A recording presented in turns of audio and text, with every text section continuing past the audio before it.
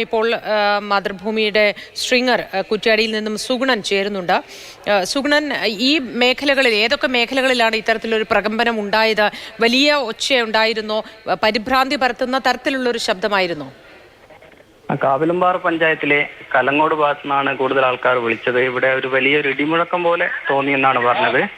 ഭൂമിക്കടിയിൽ നിന്നും ഇടിമുടങ്ങുന്നു എന്ന രീതിയിലാണ് നാട്ടുകാർ സംസാരിക്കുന്നത്. ജനലുകളും വാതിലൊക്കെ കുലുങ്ങുന്നതായിട്ട് അനുഭവപ്പെട്ടു. മറ്റ് നാശനഷ്ടങ്ങളോ ചുമരുകൾക്ക് വിള്ളലോ അങ്ങനെയൊന്നും ഉണ്ടായിട്ടില്ല.